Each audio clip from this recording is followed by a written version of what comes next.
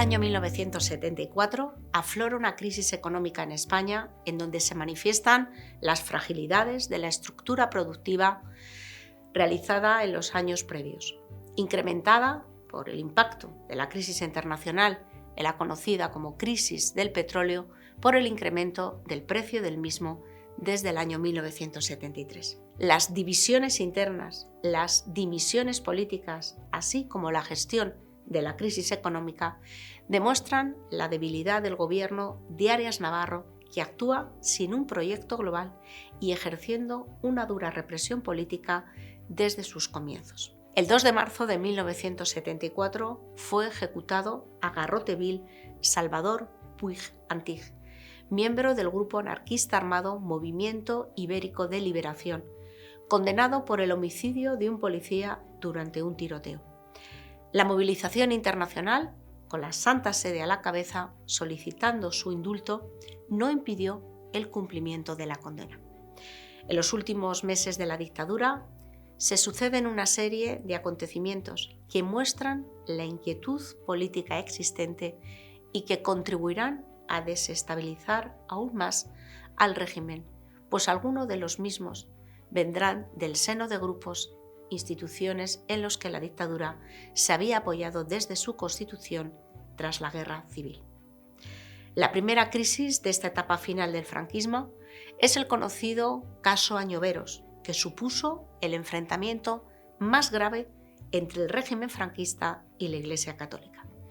El obispo de Bilbao, Antonio Añoveros, publicó una pastoral con el título El cristianismo, mensaje de salvación para los pueblos, que fue leída en todas las parroquias de la diócesis de Bilbao el domingo 24 de febrero de 1974, y en donde defendía el sentido social de la Iglesia, la no interferencia entre el poder político y el eclesiástico, y en la que pedía respeto a la lengua y a la identidad cultural vasca.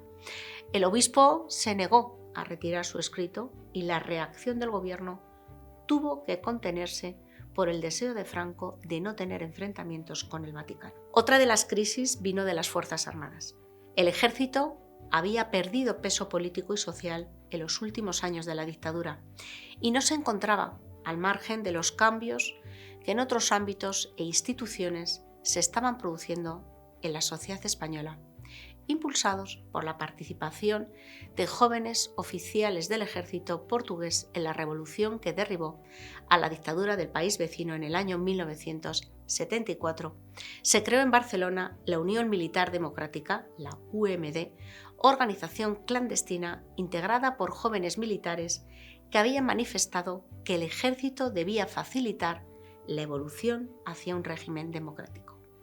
Los mandos franquistas actuaron rápidamente para evitar su extensión entre las Fuerzas Armadas y los líderes fueron detenidos en el verano de 1975.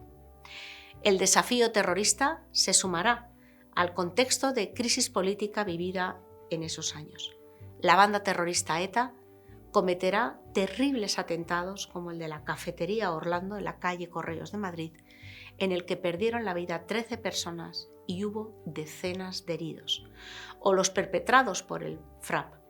En septiembre de 1975 se dictaron 11 sentencias de muerte, 3 eran miembros de ETA y 8 del FRAP, aplicándose las penas capitales finalmente a 5 de ellos. Las gestiones diplomáticas a favor de la conmutación de las penas fueron diversas. La carta de Pablo VI a Franco pidiendo clemencia a los condenados a muertes, la solicitud de Naciones Unidas y de los países miembros del Mercado Común o las peticiones de ciudadanos de todo el mundo. La reacción internacional a las ejecuciones no se hizo esperar. Algunos países europeos llamaron a consultas a sus embajadores en Madrid. México solicitó la expulsión de España de Naciones Unidas y se sucedieron protestas populares por todo el mundo con ataques a algunas sedes diplomáticas españolas. El régimen franquista ignoró la condena internacional y convocó en la Plaza de Oriente el 1 de octubre de 1975 una manifestación de adhesión a la dictadura. Será la última aparición pública del dictador, quien aparece físicamente muy debilitado. El 20 de noviembre de 1975, tras una larga enfermedad, moría Francisco Franco Bahamonde. Sus restos mortales fueron enterrados en el altar mayor de la Basílica del Valle de los Caídos, junto a José Antonio Primo de Rivera, lugar en el que han permanecido hasta la exhumación de su cadáver el 24 de octubre del año 2019.